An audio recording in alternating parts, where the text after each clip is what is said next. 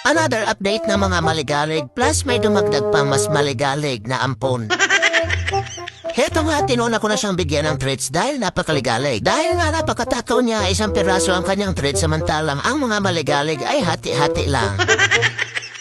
Sa araw nga na ito ay malamig ang panahon kaya dyan niya napiling matulog. Napakahusay, tulugan pa talaga ng tao ang napili.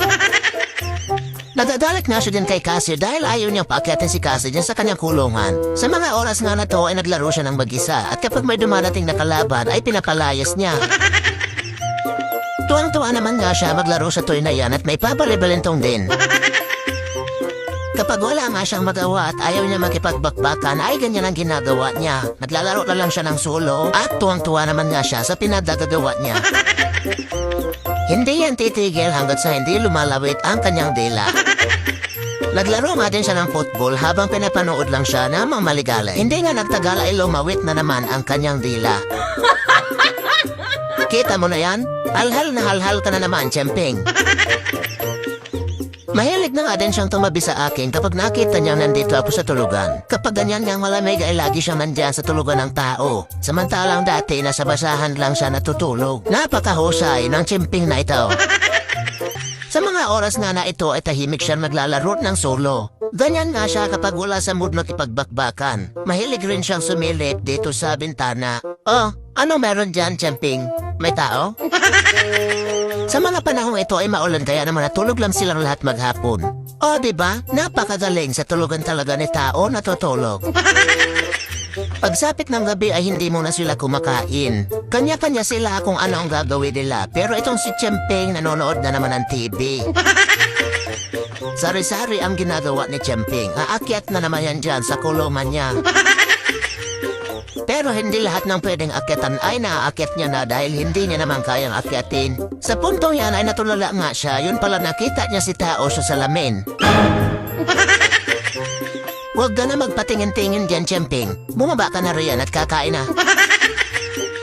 Kinaumagahan nga ay nagpasilip-silip na naman siya dito sa bintana. Yun pala ay may tinitingnan siyang dalawang beef. O ba't ganyan ang tainga mo, Chemping? At nag-aya pa siya ng kasama manood ng mga beef. At sinatmat nga ang nakuha niyang kasamang manood sa mga baka. Pagkatapos niya ang sumilip-silip niya sa bintana ay napaharap na naman siya ng gugulpihin. Chemping, ano na naman ginagawa mo? Gugulpihin mo na naman si Cassie? Alam niya talaga na may ginagawa na naman siyang kababalaghan. At nakatulog na ang loko. Nandito na naman kayo sa may CR, mamaya nandiyan na naman kayo sa loob. Sinasabi ko na sa inyo, bawal kayong tumambay dyan, di kayo lalabas dyan. Chemping, huwag ka pa tingin-tingin, Chemping. Labas doon, bilisan mo. Ikaw pa si Mona, gusto mong sa selda ka tumambay, bilisan mo. Siguradong gusto na namang humingi ng pagkain, kaya dumidikit na naman siya kay tao number 2. Kung makasipsip, akala mo yan ang nagpapakain sa kanya at dumadakot ng kanyang tai. Sa oras na ito ay dumidilim na naman ang paningin ng kanyang uncle at naaalibadbara na naman ito. Kaya naman nagbabalak na naman itong cornerin si Chemping. Wala na naman yung magawa si Chemping kaya mambubulabog na naman ito sa mga nagpapahinga. Mabuti na lang ay nakapwesto ang kanyang uncle kung hindi ay may kalalagyan na naman si Chemping. Gustong gusto niyang bugbugin si Chito dahil hindi nga ito nanlalaban. At heto nga wala na naman sa katinoan tong si Chemping kaya ginugulpi na naman si Chito. Mamaya siguradong bigwas na naman ang aabutin ito dahil nakabantay ang kanyang uncle. Chemping, ang Uncle Casper mo nandyan lang sa likod mo naghahanap ng tiyempo. At hindi pa nga yan siya tumigil, tuloy pa rin ang panggugulpi kay Chito. Gusto niyang kalaban si Chito dahil hindi nga siya nito pinapatulan. Maya-maya wala na naman siya napala kay Chito kaya nakipaglaro na naman siya sa kanyang sarili. At dito na nga siya kukornerin ng barako.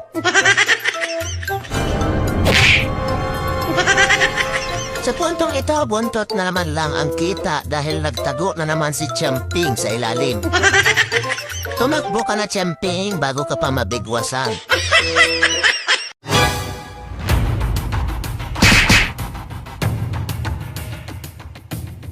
Ayan, bakbaka na naman kayong dalawa. Hindi na kayo nagtigil. Casper!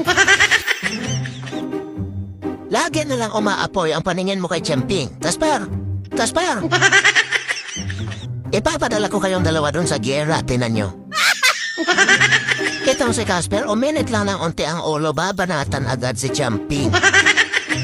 Hindi mo malaman kung nakikipaglaro si Casper, kaya lang si Champing napapangunahan ng takot. Kaya akala niya lagi siyang kinukorner ng barako. Kahit nakikipaglaro lang yan si Casper na tago-tagoan, dumidepensa agad si Champing.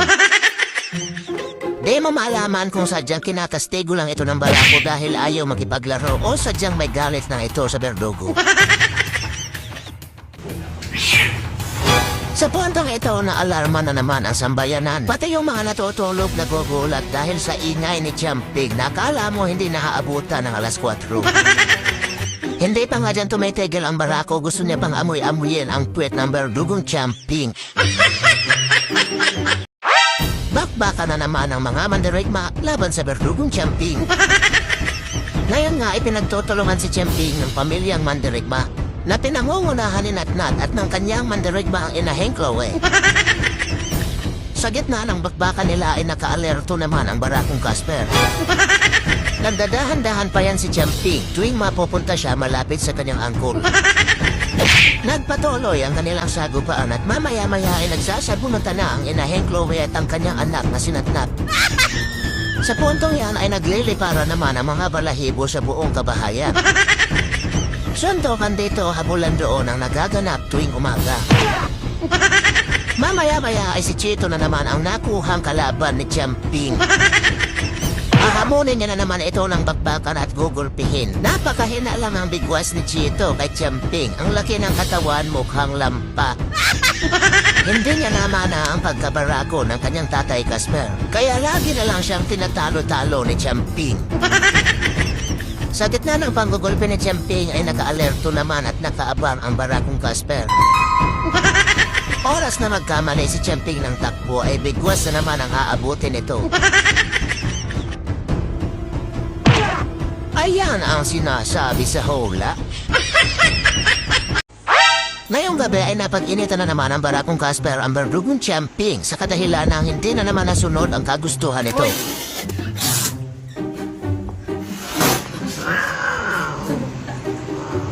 Heto nga at nagulpe na naman si Champing ng di oras.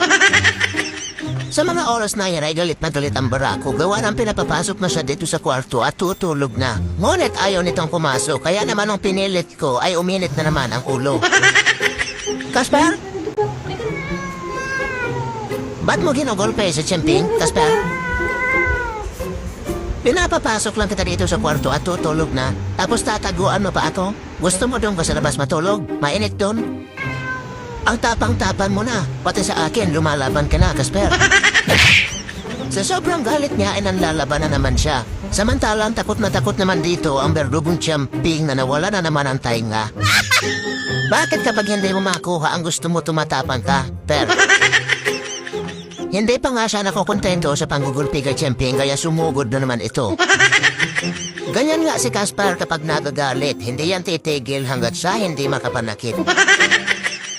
Siguro ay dahil sa senyor na si Casper kaya naman mainitin ang ulo. Maya-maya ay nagtago na si Champing dyan sa kumot para iligtas ang sarili laban sa kanyang angkol. Champing, tama lang na magtago ka dyan dahil galit na galit ang Uncle Casper mo.